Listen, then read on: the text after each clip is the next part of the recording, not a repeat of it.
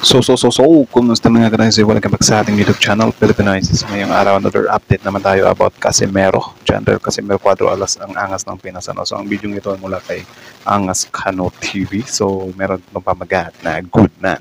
Tuluyan ng umatras. Casimero ipapalit kontra Inoue. So, question mark. So, yan yung panonood natin, man. So, bago natin simulan, Angas Kano TV, supportahan nyo yan. Tapos, syempre, kung trip nyo ng mga ganitong reaction video, may kasama kayo manood.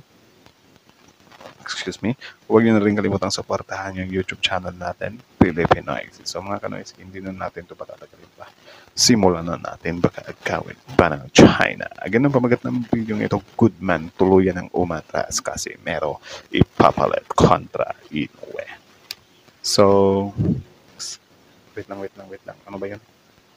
So again, Angas Kano TV, Filipinoises. So like, comment, share, subscribe.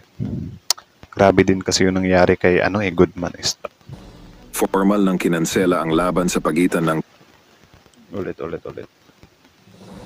Formal nang kinansela ang laban sa pagitan ng two-division undisputed champion Naoya Inoue kontra sa pambato ng Australia at WBO number 1 contender Sam Goodman.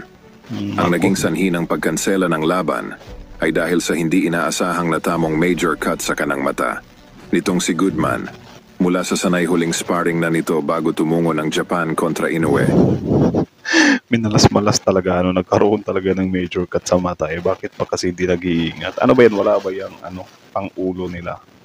At mula sa ating nakuhang impormasyon, ay pinag-iisipan ngayon ng kampo nito. It's either lang yan natsambahan siya or wala, malakas talaga yung kasparing niya. Itong si Naoya Inoue. Ang alternative fights kontra Tapales or Picasso sa Disyembre 14 o hindi naman kaya ay ire-rested na lamang muna ang naturang laban kontra Sam Goodman sa Enero ng susunod na taon. At sa mga nagtatanong kung maaaring pang ihanay sa mga options itong ating pambatong si Cuadro Alas bilang last-minute replacement kay Sam Goodman. Well, actually, kung last-minute replacement, patch na yun. Kahit sabihin natin na hindi siya yung first choice, at least na lang, basta na lang matuloy yung laban nila para matahimik na yung buong kapilipinuhan. Siyempre, para magkaalaman din, di ba? Kung hanggang saan talaga yung kaya ng angas ng Pinas. But anyways, ang manalo-matalo, angas ng Pinas pa rin tayo. Filipino pride yan keep in mind na kung nagawa sanang makuha ni Cuadro Alas ang timbang niton sa last fight kontra Saul Sanchez, at hindi ito napatawan ng isang taong banned o suspension na lumaban sa bansa ni Inoue sa Japan, ay posible pa sana itong magawa ng paraan upang maihanay bilang isa sa mga options ni Inoue. Dahil mula sa ating pinagkakatiwalaang insider, ay labis na nababahala ngayon ang mga Japanese promoters nitong si Inoue sa drastic na pagbaba ng total ticket sales nito sa huling Boom. Wala na. Bumaba na yung ticket. Paano? Namimili ng kalaban ng mga hindi marunong magpahit. Ito si Angas ng Pinas. Marunong talaga magpahit. Hindi na sila lugi dito, men. Sobrang grabe yung suporta ng Pinoy kapag ka-boxing yung usapan. And I think mas maraming manunood kapag ang kalaban ni Inoue is Pilipino. Kasi yun nga, men, dati, nung kapanahonan ni Pacquiao, Filipino boxers yung namamayagpag. Like, magugulat na nga lang ako sa mga news kasi my God, Pilipino na naman nag-champion ng mga era nila Magsayo, nila sino pa yung mga boksingerong Pinoy natin na grabe. Kontra Doheny na kung saan ay nababalita na 15 milyong dolyar ang nalugi ng mga tumayong Japanese promoters sa naturang laban nito nung nakaraan kontra Doheny. Buti nga sa inyo. Ganun pa man sa latest info na inilabas ng kampo ni Naoya Inoue, ay handa silang ipagpaliban o tuluyang ikansela ang laban kontra Goodman sa Enero 24 sa taong 2025 kung may mag-aalok sa kanila ng mas malaking offer mula sa ibang bansa gaya ng Saudi Arabia. Juicy pa talagang mukhang pera na But anyways, that's business. So mukhang pera talaga silang lahat. So bahala sila sa buhay nila. So again, that's it na lang muna mga tanong. So kayo na masasabi niyo dito, comment down below. So again, ang video ito ay mula kay Angas Kano TV. Support kami yan. Original video link in the description box below. Subscribe nyo yan. Tapos syempre, bago nyo iwan yung YouTube channel natin, Filipinoises, don't forget to like, comment, share, subscribe.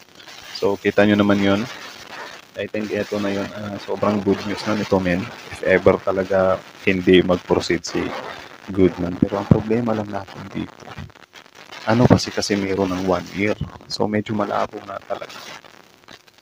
Ay, nako. Tapos si Inoue pa is parang ano pa siya, nag-i-excuse pa siya na yun nga, hindi nga kaya ni ano. I mean, hindi daw deserve ni kasi ni Inoue. So, marami siyang excuse sa mga kesyo. Ganyan, 1 year ban ka, lumalagpas ka sa timba. Pero I don't think din naman talaga, men, na kunyari hindi talaga lumagpas si Cuatro Alas ng timba na lalabanan ni Cuatro Alas yun. I mean, ni Naoya Inoue na si Cuatro Alas. Way talaga ng way.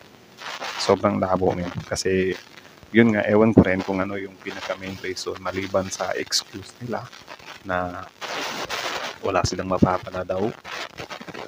Ewan ko kung ano pa yung reasons nila. Kasi yung walang mapapala, parang medyo questionable yun.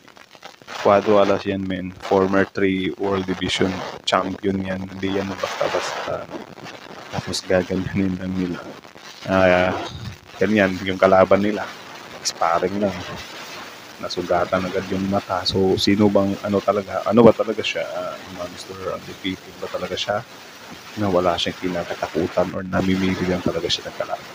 Partida pa nga yan sa bansa nila gaganapin, di ba?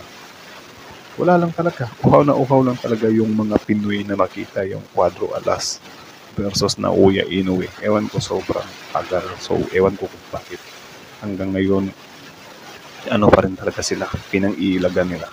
Kahit na nung time na nagdodoho-draw pa si Cuatro Alas. Di ba? Pinangingilagan nila. Tapos ngayon naman, na naka-round 1 lang, wala bigla nilang philosophy. Hindi. Sobrang dami na nilang reasoning ano. Ewan ko kung bakit talaga sila ilag na ilag sa angas ng Pinas. Kasi kung tutuusin, kung gusto talaga ni Naoya Inoue na matigil kung pang-aasa at trash talk ni Casimero sa kanya, tinuldukan niya na yan.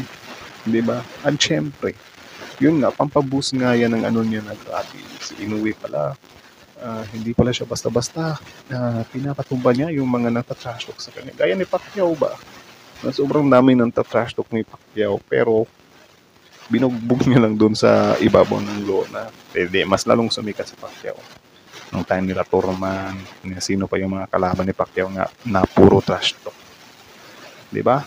Hindi mas lalong nag-ano ngayon yung pangalan ni Pacquiao. Sobrang dami ngayon yung gusto siyang makalaban. Sana ganyan din kay Inoue. Diba? I-shut up niya. Ha? Ikaso lang, ganyan nga. Bahala kayo dyan. So again, hanggang dito na lang muna. So kayo na masasabi nyo dito, comment down below. Tapos pag-usapan natin yan sa comment section. So that's it. Angas Kano TV, Filipino Easy. Like, comment, share, subscribe. Filipino Easy.